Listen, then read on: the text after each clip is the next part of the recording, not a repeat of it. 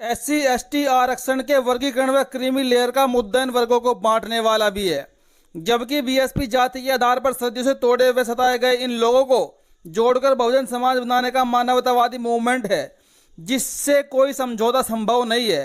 Party इस मुद्दे को लेकर अति गंभीर है।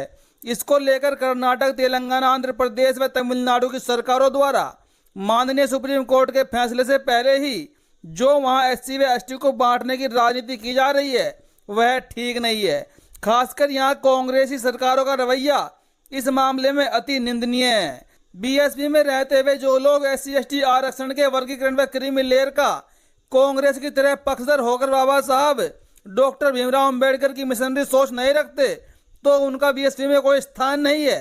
अर्थात एक के स्वार्थ में बाकी पूरे बहुजन समाज के हित की उपेक्षा करना ठीक नहीं है।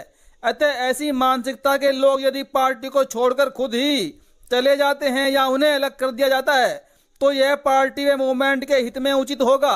वैसे भी इसकी आड़ में अब कांग्रेस के इंडिया गठबंधन की फूट डालो राज करो की रणनीति नहीं चलेगी, लोग सावधान रहे। साथियों, एससी एसटी आरक्षण को लेकर बहन कुमारी मायावती जी कितनी गंभीर है, कितनी मुखर होकर बोल रही है, ये सब कुछ आपने देखा।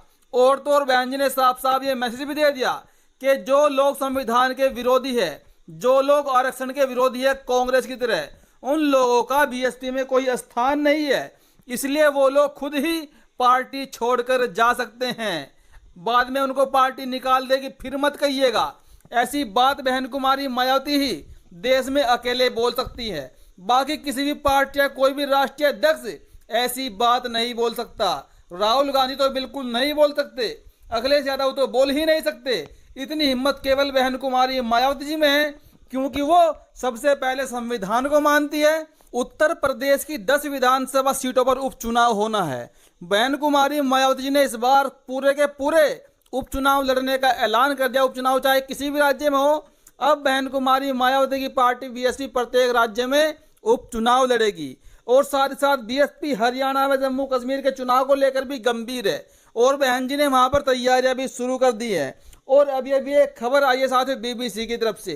बीबीसी ने एक बहुत लंबा चौड़ा लेख बहन कुमारी मायावती व बीएसपी को लेकर लिख डाला है। और तो और बीबीसी ने भी बहन कुमारी मायावती का लोहा माना है।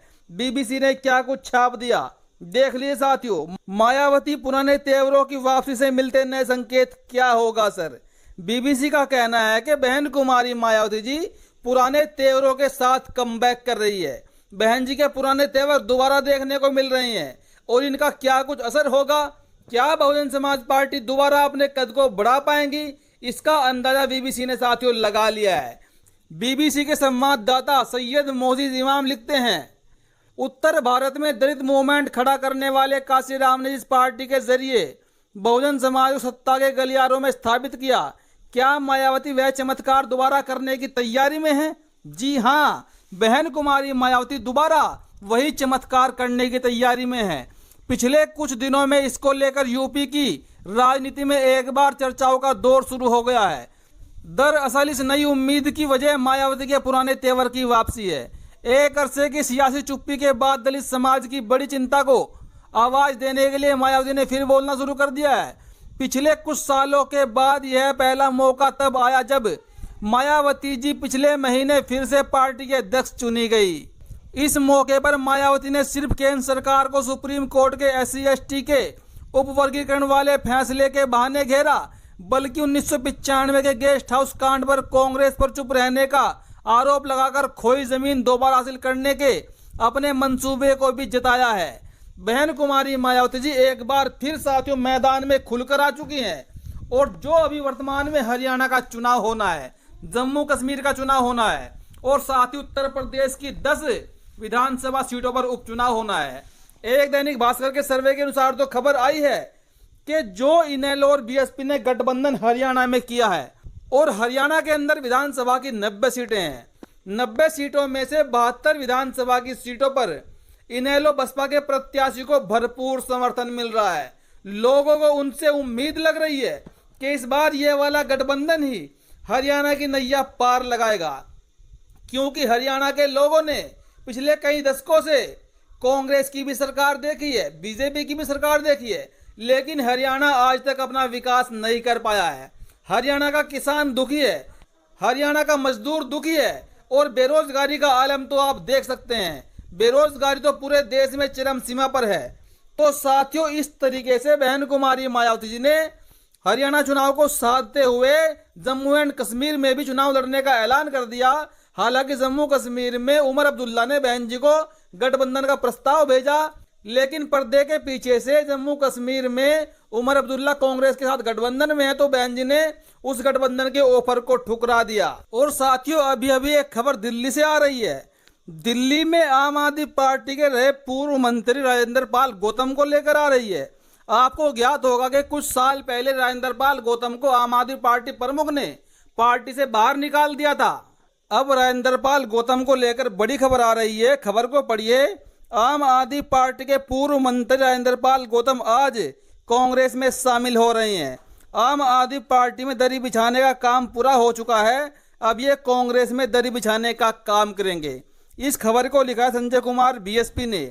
यानी कि इनका साफ साफ कहना है कि पहले राजेंद्र पाल गौतम ने आम आदमी पार्टी में दरी बिछाने का काम किया और जब वहां से धक्के देकर बाहर निकाल दिया गया, कुछ साल रेस्ट करने के बाद अब ये साहब कांग्रेस में शामिल होने जा रहे हैं। यानी कि अब ये कांग्रेस में दरी बिछाएंगे। इनको लेकर लोगों ने तमाम कमेंट भी किए हैं। लोगों का कहना है कि बहुजन समाज के नेताओं को सिर्फ बहुजन समाज पार्टी में ही शामिल होना चाहिए, क्योंकि इनकी कहीं और जाने पर वैल्यू जीरो हो जाती है।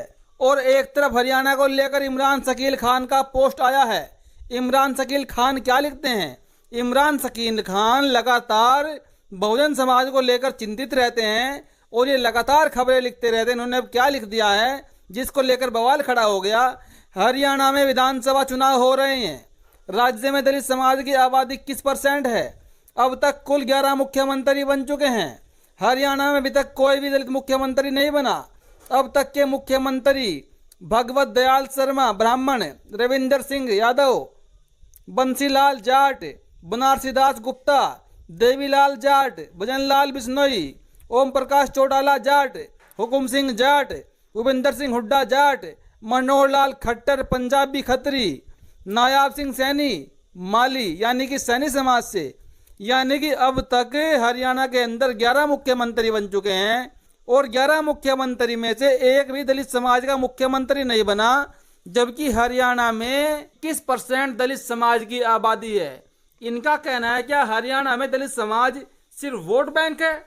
जब हरियाणा में 21% दलित समाज की आबादी है, 11 मुख्यमंत्री बन चुके हैं, तो इस हिसाब से अगर देखा जाए तो कम से कम 2 मुख्यमंत्री दलित समाज के बन जाने चाहिए थे।